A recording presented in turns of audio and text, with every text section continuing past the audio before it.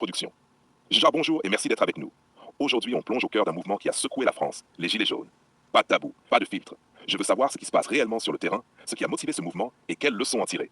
Images grand format suggérées, Gilets jaunes debout sur un rond-point, manifestation en arrière-plan, pancarte floue, ambiance réaliste et intense, texte accroche, Gilets jaunes, colère, injustice, action. 1.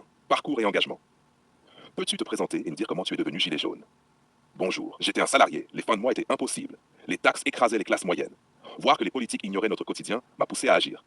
JJ, un moment déclencheur, J le 17 novembre 2018. Le blocage du rond-point près de chez moi. On a tenu sous la pluie avec des voisins, des familles, des étudiants. L'énergie collective était incroyable. C'est quoi être gilet jaune? C'est se battre pour la justice sociale, pour que chaque citoyen ait une voix. Pas un parti, pas une idéologie unique, mais un cri de colère face à l'injustice. J. Et les premières heures avec la police? Oui.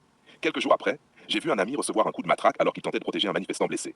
Brutal, mais révélateur du décalage entre l'État et les citoyens. 2. Objectifs et revendications. Que demandiez-vous exactement? Gilets jaunes, baisse des carburants, justice fiscale, plus de pouvoir citoyen via le référendum d'initiative citoyenne. Concrètement, une baisse de 20 centimes par litre aurait soulagé des milliers de familles. Sur la fiscalité, nous voulions que les classes populaires et moyennes paient moins et que les grandes fortunes contribuent réellement. Et les critiques disant que vous étiez violent? Gilets jaunes. Oui, il y a eu des violences, mais souvent réaction à l'injustice ou à la répression. Beaucoup de médias ignorent que la majorité des actions étaient pacifiques. 3 anecdotes du terrain. Donne-nous des exemples concrets. Une nuit sur le périphérique, des centaines de manifestants, familles et retraités compris. La police nous repousse avec des gaz, des blessés partout. La colère monte, certains perdent le contrôle. Les gilets jaunes ont-ils franchi la ligne? Gilets jaunes, oui, certains le font, mais rarement. La majorité est là pour se faire entendre, pas pour détruire. Les vrais problèmes, précarité, sentiment d'abandon et laxisme de l'État face aux besoins réels des citoyens. Une autre? Un ami proche a été arrêté 3 fois pour des blocages pacifiques. Chaque fois, il ressort et recommence. Pourquoi? Parce qu'il n'a aucun autre moyen d'être entendu. C'est là que l'État perd toute légitimité.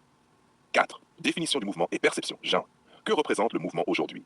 Gilets jaunes, ce n'est pas une idéologie politique. C'est un mouvement citoyen qui dénonce les inégalités, la taxation injuste et l'absence de dialogue. Et comment le mouvement est perçu par le public et les médias? Gilets jaunes, beaucoup de médias caricaturent, violents, extrêmes, alors qu'on parle surtout de gens ordinaires qui veulent être respectés. Les gens dans les quartiers populaires comprennent ça mieux que quiconque. 5. Solutions et propositions. Si tu avais le pouvoir d'agir, quelles seraient tes solutions concrètes? Gilets jaunes. 1. Réforme fiscale équitable pour les classes populaires. 2. Pouvoir citoyen réel via HEC et consultation locale. 3. Action sur le terrain. École, emploi, infrastructure pour les quartiers délaissés. 4. Dialogue direct avec les institutions pour éviter que la colère se transforme en violence. Et sur le long terme? Gilets jaunes. Réduction des inégalités, moins de blocage, moins de violence. Les données le montrent. Là où la redistribution est effective, la contestation sociale diminue jusqu'à 40%. Conclusion.